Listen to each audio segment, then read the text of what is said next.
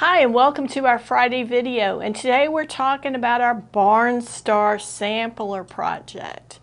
And I am going to give you some updates today that you are probably not expecting. So join us in just a second and we'll get started with that.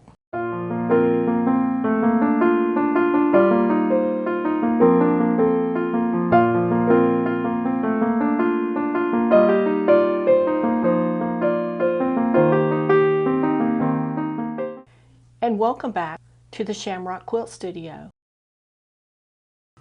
Well, hi and welcome back. Now, today we're talking about Barnstar, and things are going to go a little differently than what you thought, probably. Let me tell you what happened. Now, last week I videotaped a episode to watch, and I was talking all about what we were going to do with those inner borders. And I decided about halfway into the video, or really maybe a little more towards the end of the video, that what I was saying that I was going to do was going to be very difficult to do. And that is trying to manipulate the size of that inner border to exactly match the difference in size between our inner diamond star block and our outer 16 by 16 blocks. And the more I thought about it, the more difficult I thought it was going to be. I said in the previous videos that I wasn't going to I said in the previous videos that I wasn't going to miter those corners. But the more I thought about it, the more I'm thinking I really need to. Now, let's talk about the practicality of what I'm talking about. Right now, the diamond star block has a border on it. And I don't remember, I got so many things going on I can't remember from week to week. This is a 5-inch finished border, and we did not miter that one. Okay, it's done. We're just going to move forward. But the inner border, we are going to miter. And the reason we're going to do that is because it is possible that in order to make those match, we may have to adjust the size of something. And I think the miter might be easier to do that with. So, what have I done? Well, the good news is I have made lots of progress. And I created, let me get some of the stuff kind of out of the way. I did create the middle border, the inner border for this. And this is, let's just go over it real quickly, a 4-inch finished green section surrounded by 2 1-inch white sections, and then a 2-inch finished blue. But now you'll see this is 2 1/4 because we still have a seam on here. And I have kept 1/4-inch seams on everything. My thought process being that if we need to adjust it, we've got lots of room there to go in and take a 1/2-inch seam if we need to. So we could reduce this from a 2-inch finish to a 1 1/2 inch if it's too wide. I don't think it's going to be too wide. I think it's going to be too narrow, but we'll talk about that in a minute. Okay, so from there, my next process was I created a really long piece of fabric with these different colors, and then I set it out and I cut the strips for 2 sides. Let me move my drink, and I tell you what, let me move my machine too. I don't think we're going to be sewing today. We'll just get those out the way. So there it is with the border on it. We've got the nice 5-inch white border here, and then we've got the blue, the white, the green, the white, and the blue again. So we've got that, and I have cut it at a 45-degree angle, and I've allowed some extra room. This one's probably the most generous one. And I marked that 1/4 inch here on the white. You should be able to see that marking. So I know where I'm going to need to stop sewing for the next piece. And then also I gave it an extra, oh goodness, a 2 1/4 inches from the edge of where the seam's going to go. Now on this piece I went ahead and sewed all the way, but what I'll probably do is go back in and pick those stitches out about 1 inch down so that we have some room to play with there on the corner. It is very fiddly to put on the mitered borders. It takes some marking and pinning and checking and marking and pinning and checking until you know it's right, and then you stitch with a long stitch so it's easy to take out if it's not right. You check it, and if it works properly, then you stitch it in place regular and trim off your excess. So I've got the border here on this side, and I've got the border here on this side. Now I've been debating what to do. Should I put the other 2 borders on? Should I come back in and put my side pieces on? And I think what I'm going to do next is put the side pieces on. So I've been struggling with that a little bit because I like to kind of think through, if I do this next, then what is the next step and where are the possible problems for that? So if I pull out, this is the piece with 3. This will be the ones that are on the side. And if I mark the center of the center block, that should be right about here.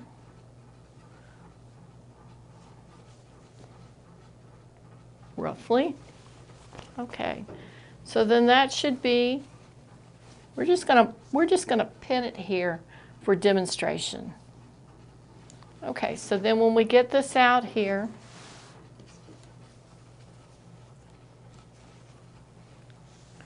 you'll see that this block, we've got what, about 2 inches here? About 2 1/2. Between the point that this block starts and this diamond star ends, and if we look at it from the end of the border, we've got about 7 1/2, which puts us right about at the middle. Okay, let's look at the other side. Make sure you can see this well. Okay.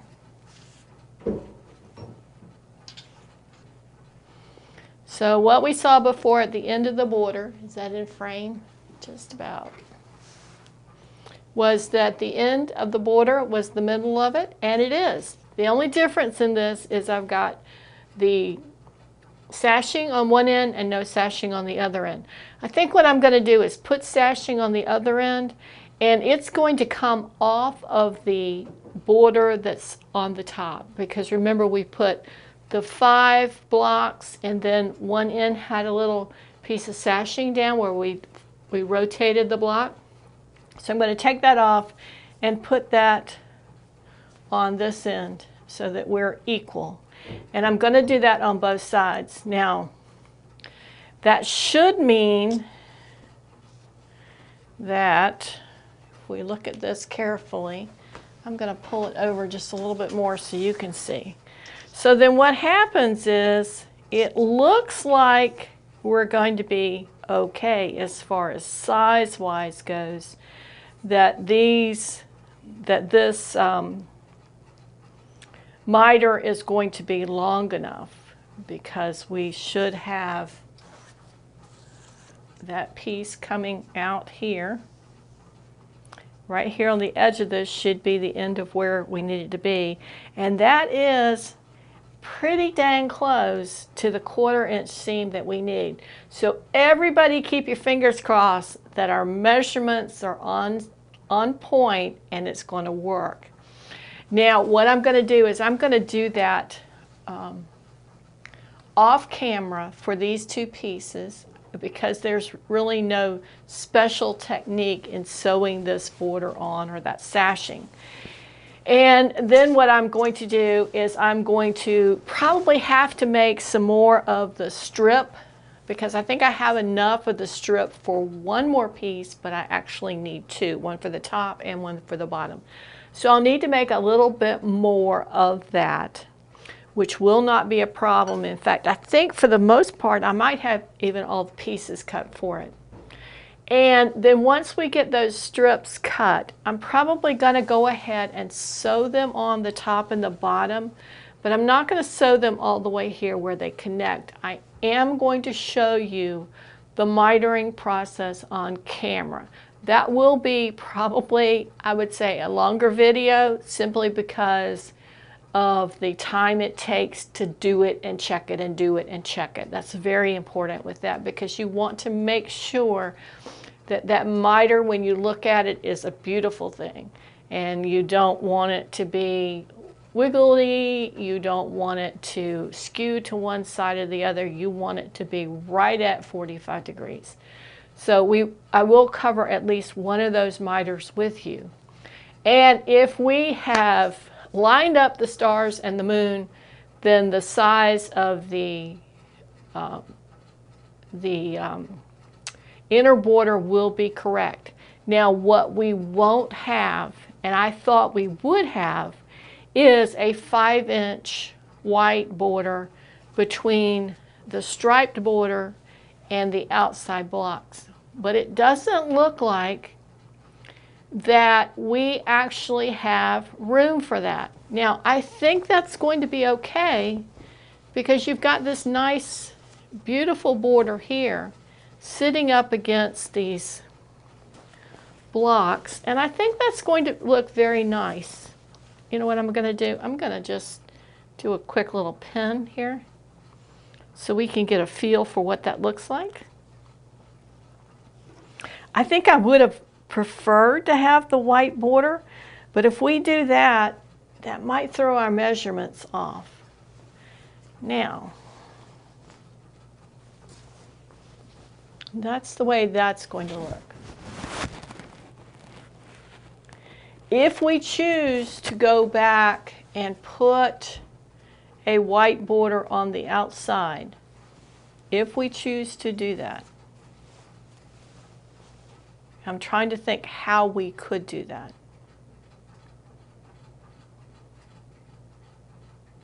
I think the only way we could do that is if we went into this 5-inch border here and cut it down, and then brought all of our pieces in and then put the border on the outside.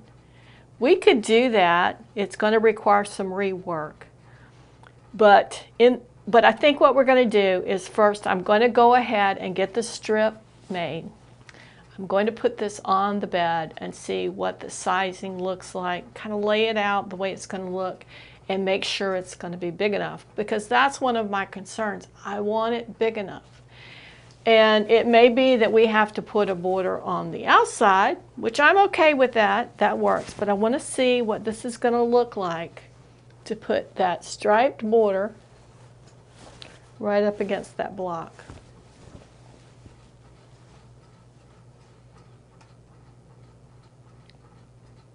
It's going to take some work. And I'll tell you that this has turned into something way more complicated than I thought it was going to be. But it's that trying to match the center block with the pre-sized outer blocks. If we had made it, and we had made it from the inside out, you could recalculate as you went. You could put bigger sashing in, and that's always an option. We could go in and put a bigger sashing in. There are lots of things we could do to make it work, and we might have to do it. I just don't know right now, and it frustrates me, and because it frustrates me, I don't find it to be fun. So I have to kind of think more than I sew to make sure I'm thinking through the process. Anyway, I hope you will bear with me with this. I think it's going to be beautiful when we get finished. It may not be exactly the path we chose to go down in the beginning, but in the end it is going to be a beautiful piece of work because it's a beautiful fabric that we're dealing with.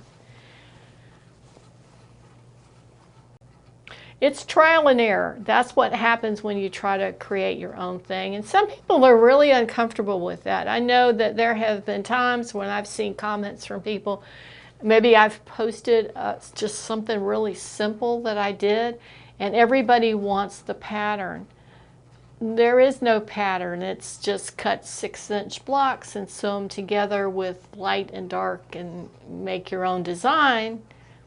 So if you're looking for something very set where you don't have to think about anything, pattern is definitely the way to go. If you're looking for something that you can be creative and make it truly your own, then sometimes you have to face those challenges. So this might be challenge week to make it work. But that's where we are. That's how we have what we have. And we'll just go from that. I'm going to go off this the rest of the day and the next couple of days and try to figure out what we have now, how I want it to look, how I'm going to have to change my design to get there. It's very confusing. It can be exasperating too, don't get me wrong. But we're going to move forward. I hope this video has something in it that has been helpful to you. Maybe it explains a little bit about how some things kind of go off the rails and you have to pull them back in. But that's part of the creative process, and sometimes that's what makes us really great problem solvers, because we can take an existing situation and figure out how to make it better so that it works for us. I hope you've enjoyed our video today. Give us a thumbs up if you did. Be sure to subscribe and share our channel with people that might enjoy a quilting video or somebody who likes challenges. If you have any suggestions for me, be sure to pop those in the comments. I always like to see those comments. We'll see you next time at the Shamrock Quilt Studio. Have a great week.